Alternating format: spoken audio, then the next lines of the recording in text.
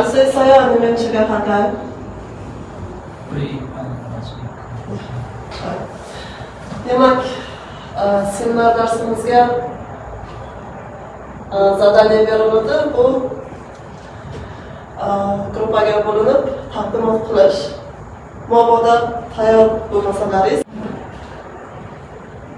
Koreya me'morchilik san'ati bu Koreyadagi qurilgan inshootlar va ularning kontekstida Koreyaning boshqa san'at turlari kabi me'morchilik ham tabiiylikka moyillik, soddalik, shaklning tejamkorlik va haddan tashqari bezaklardan qochish bilan ajralib turadi. Xitoy me'morchilikdagi keskin egilgan tom shakli Koreyada yumshoqroq, asta pastga egilgan tom shakliga o'zgartirilgan keskin burchaklar, kuchli chiziqlar, tekstiklar va yorqin ranglardan qochiladi. Koreya me'morchilikda odatda ichki sokin uyg'unlikni namoyon etadi. Buyuk ibodatxonasi bu Janubiy Koreyada joylashgan uch podshohlik davriga to'g'ri keladi. Buyuk ibodatxonasi Murangsu zali yog'ochdan qurilgan 13-asr Yeonjuda joylashgan an'anaviy koreys me'morchilikdagi dastlab Tang davri me'morchiligiga o'xshash bo'lgan. Bu Xitoyning Shanxi viloyatidagi Nanchang ibodatxonasining asosiy zali eng yaxshi namoyon etadi. Shuningdek, Yaponiyaning Kyoto shahridagi Toshiyodagi ibodatxonasining asosiy zali ham Tang uslubidagi me'morchilikka yaxshi misol hisoblanadi. Koreyada Tang me'morchiligining moslashtirilgan shakli Chushinpo uslubi deb ataladi. Ustun boshdagi tirgaklar tizimi, ya'ni ustunlarning yuqori qismidan chiqib turuvchi ustun orasida joylashgan tayanch qismlardan tashlanadi. Chushinpo me'morchilik miloddan avvalgi 2333-yillar atrofida hisoblanadi. Koreya hududida raqs san'ati dastlab diniy marosimlarda paydo bo'lgan va u yerdagi raqs osmon, yer va tabiat ruhlariga sajda qilish paytida raqsga tushirilgan. Va bu raqslar yomg'ir, hosil, tinchlik so'rash maqsadida bajarilgan. Ya'ni har bir raqsning o'ziga xos ma'nosi, bittasi tinchlik, yomg'ir va hosilni yaxshiroq bo'lishini keltirilgan. Va asosiy maqsadi bu ibodat shaklida bo'lgan. Raqs ibodat shaklida keltirilgan.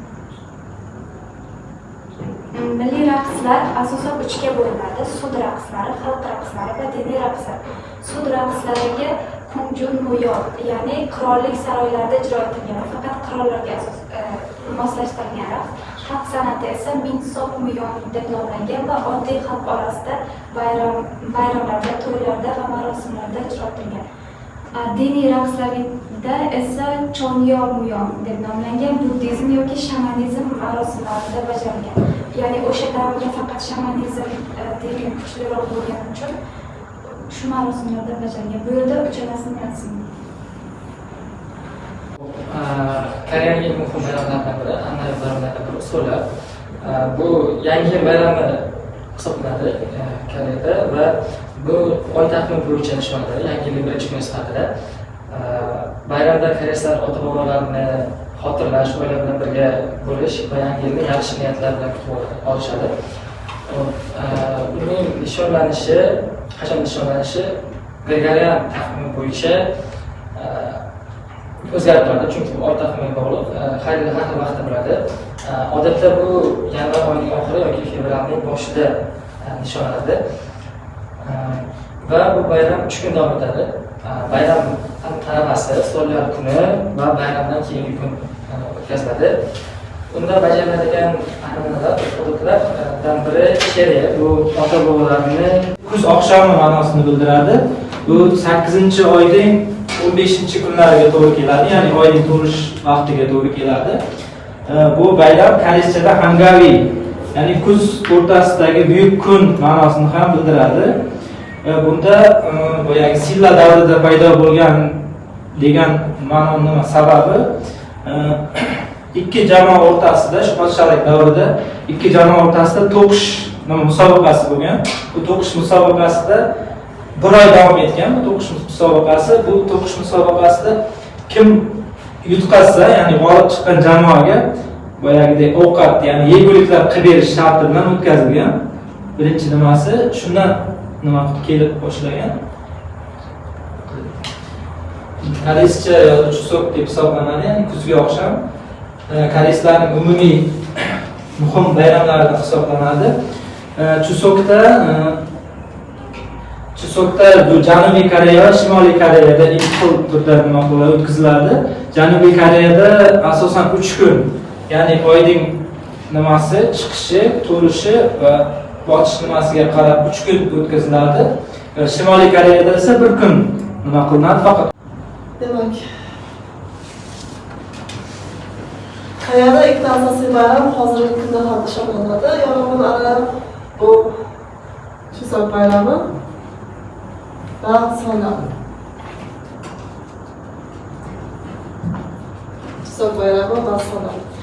Chuseok bayramini o'ziga xos jihati shundaki, bu oilaning eng katta farzandini uyda nishonlanadigan bayram. Va Chuseok bayrami hosilning unumdor bo'lishligi uchun nishonlangan bayram hisoblanadi. Asosiy demak qilinadigan urf-odat an'analar bu birinchi o'rinda piyola choy deyiladi, ya'ni borib bozorni tozalash edi. Undan keyin bozorga borib xotirlash, o'tganlarni xotirlash. Undan keyingi ish bu albatta oilaviy tadbirlarni o'tkazish. Demak, oilaviy tadbirlarni o'tkazishda asosan Kamkam Sule raqsi avvallar o'ynalgan. Hozirda bu Kamkam Sule raqsi o'tkaziladi festivallarda. Kamkam Sule to'g'risida yorug'in ara bilasizlarmi? Demak, Kamkam Sule juda ham mashhur Koreyan raqsi hisoblanib, u nomoddiy boylik sifatida UNESCOning ro'yxatiga kiritilgan raqs hisoblanadi. Va eslab qo'ysanglar, Chuseok bayramida o'ynalgan, qachon o'ynalgan? Qorong'ida, to'lin oyni ostida faqat ayol.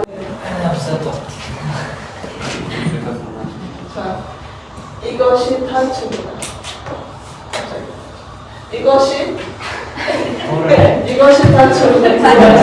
Hisobga olmayman, musulmonlar shugida. Rasmda bu kesimni ramziy ma'noda ifodalovchi birlashgan siyosiy me'moriy inshootda ko'rsatilgan.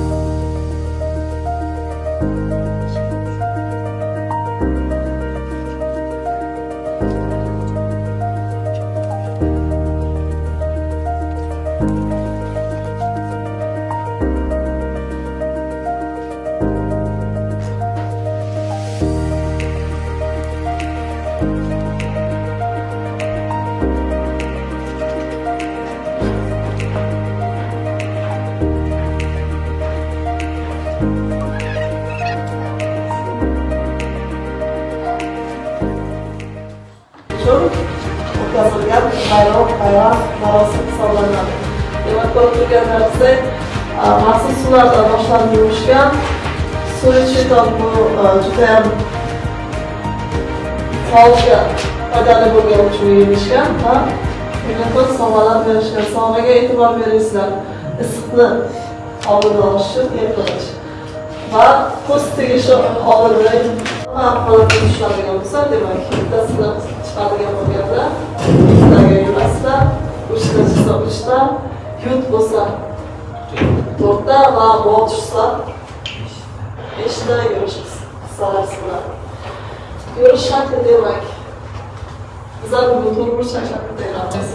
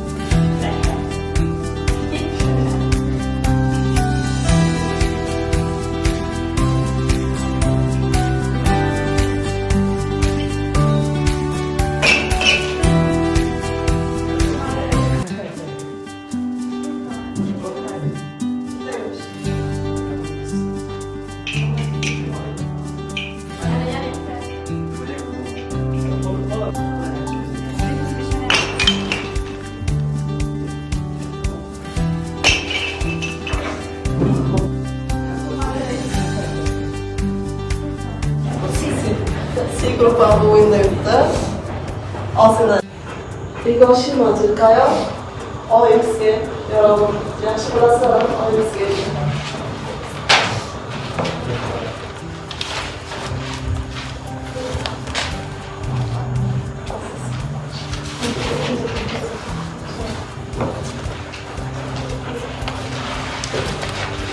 Berilgan narsa to'g'ri yo'qligini topish kerak. To'g'ri bo'lsa O deysizlar, noto'g'ri bo'lsa X. Begoshi qayerda bu narsa qayerda instrumentni желательно фотографировать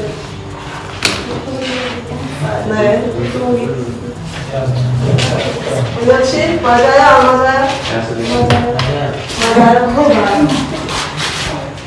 네, 맞아요. 사무놀이야 굉장히 진창고 법답은 법답 공인의 가슴을 약보다는 마포라에서 불거는 계속하겠고 미련하게 시급하게 부산자는 저는 이렇게 단 uzoq solishtirib bu safar javob berishda endi alohida javob berasizlar. Javob berish kerak edi, yaxshi. Telefonga qarab javob berish mumkin emas. Va to'liq yoritib berilmadi. Chunki Qarmoq bayrami juda ham tushuntiradigan qiziqarli joylari ko'p edi.